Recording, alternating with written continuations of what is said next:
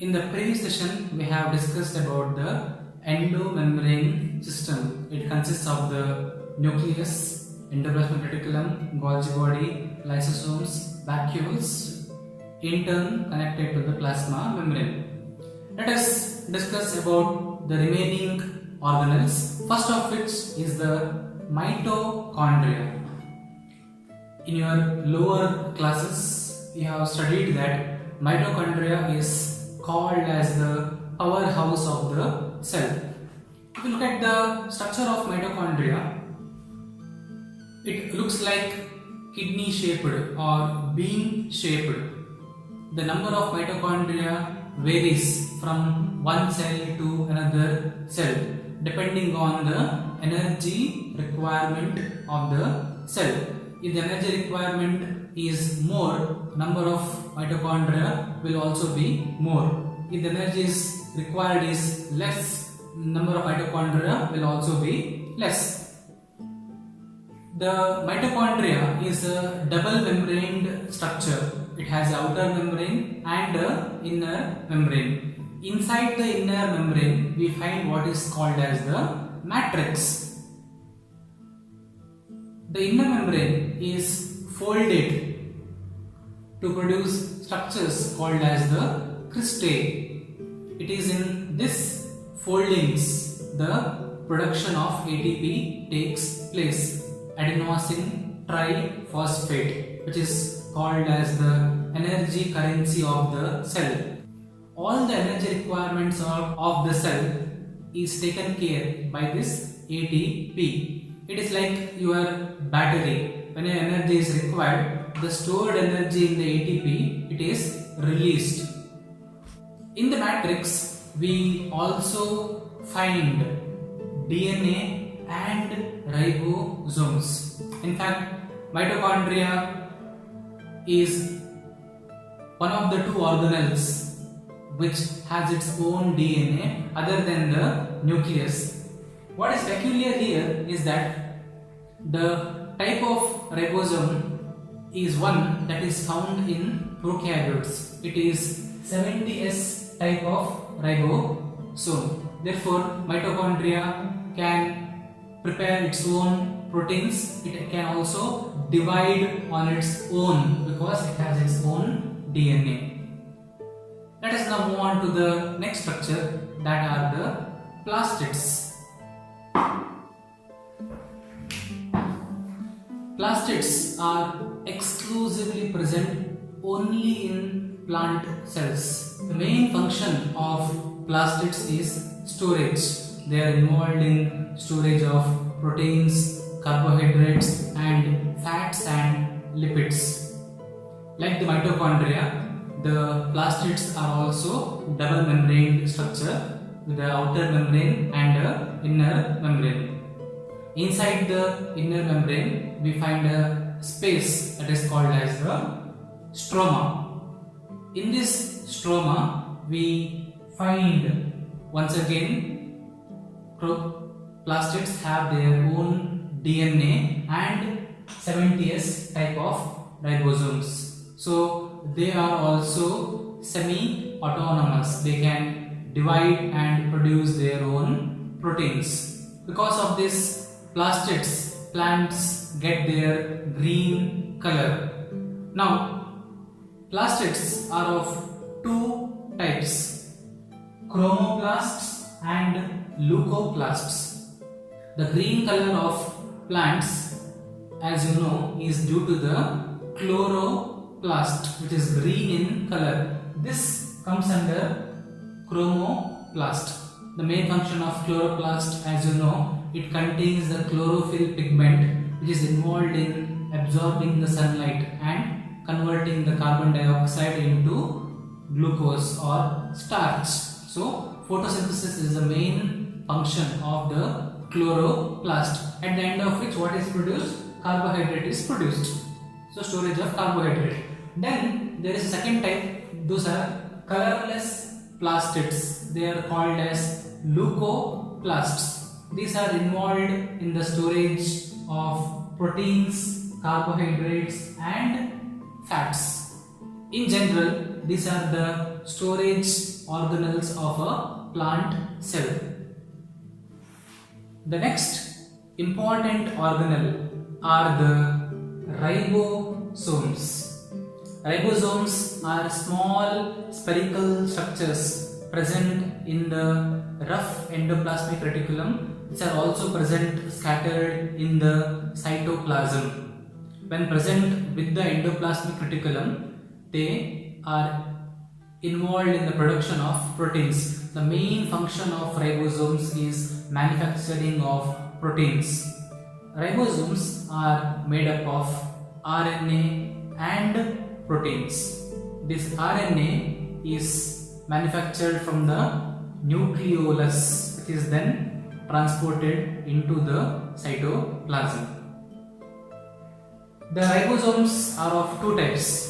In prokaryotes, we find what is called as the 70S type of ribosome, whereas in eukaryotic cells, we find 80S type of ribosomes. But the ribosome found in a eukaryotic cell in the mitochondria and chloroplast is of 70S, which is very peculiar, because inside a eukaryotic cell you find a ribosome that is usually found in prokaryotes. Now, few scientists are of the opinion that mitochondria and plastids are actually evolved and originated from prokaryotes.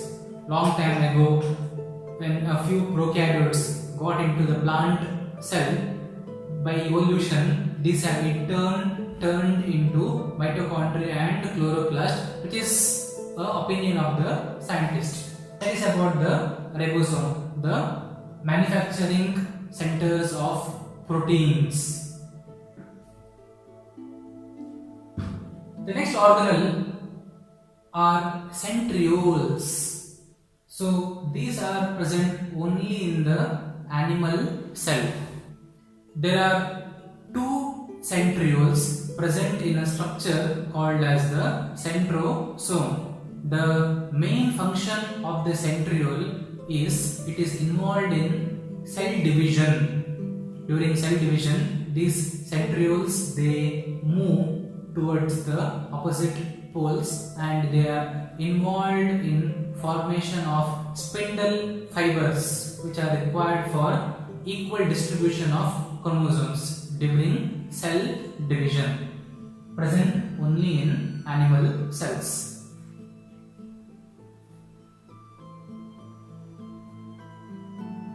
We also find structures called as cytoskeleton present in the cytoplasm. Now, like the human body, we have bones which are providing structure, stability and strength to the body. Similarly, there are proteinaceous structures scattered in the cytoplasm which offer structure and integrity to the cell. These proteinaceous structures could be either intermediate filaments or could be microtubules. These are proteinaceous structures. And the last structure that we are going to discuss under the organelles are cilia and flagellum. These are present in prokaryotes. If you look at the structure of a bacterial cell, these are present on the outer surface of the bacteria. Cilia are the hair-like structures that are seen in bacteria. They are also seen in paramecium. They are involved in movement, transport and also nutrition. Flagellum, it is different from cilia. Flagellum is usually long whip-like structure. The number could vary from 2 to 8, whereas cilia are present in tens and hundreds. These are very small in size. Flagellum is long in size. Flagellum mainly has to do with transport of bacteria. These are specialized structures present in the prokaryotes. Other than that, in the prokaryotes we have another structure called as the mesosome. Now, one of the important difference between a eukaryotic cell and a prokaryotic cell is that in eukaryotic cell organelles are present, whereas in bacteria, prokaryotes, the only organelles that are present are ribosomes. Other than the ribosomes, they do not have any of these structures. They don't have any of these structures. So, how does the bacteria then carry out the various activities such as digestion, respiration, energy production, etc.? These are all carried out by specialized structures called as mesosomes. Mesosomes, as you can see in the diagram, these are the infoldings of the plasma membrane. The plasma membrane will fold inwards and produce pouch-like structures into the cytoplasm. These mesosomes are responsible for production of energy, digestion and other cellular activities in a prokaryote or in a bacteria. That is about the cell organelles. Let us now see cell division. According to the cell theory, all cells arise from pre-existing cells, which indirectly means that cells can divide. Why is cell division required? Number one, when growth is required, the cells have to divide. As the number of cells increases, it will result in growth of the organism, especially in multicellular organisms. If you take the case of human body, every day millions of cells, they are damaged or they die.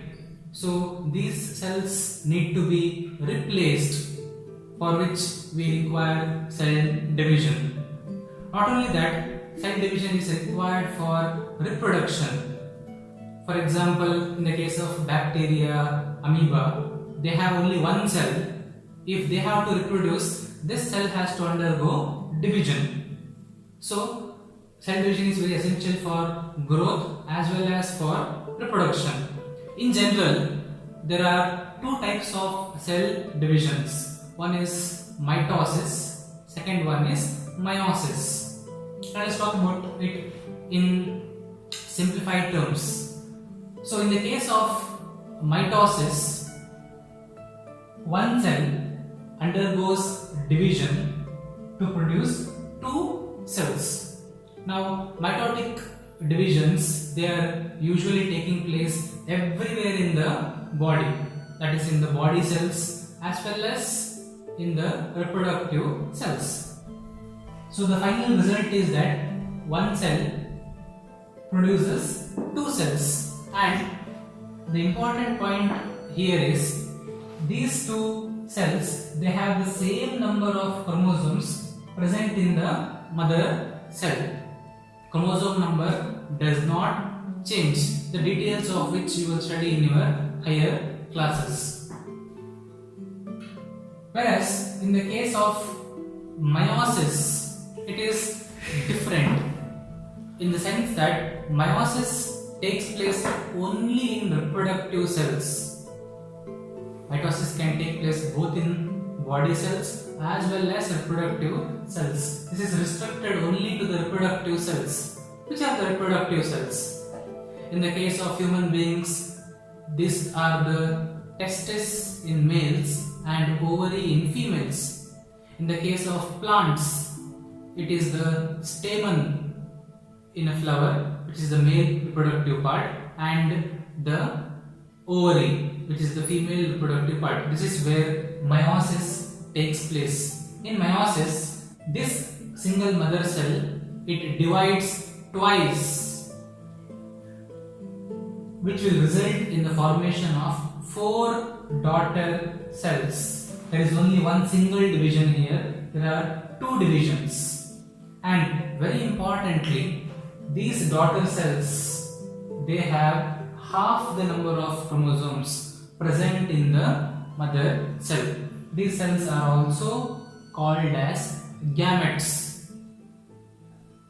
This is involved in the production of gametes which are required for the reproductive process. This is about mitosis and meiosis. With that, we have concluded the lesson, the fundamental unit of life.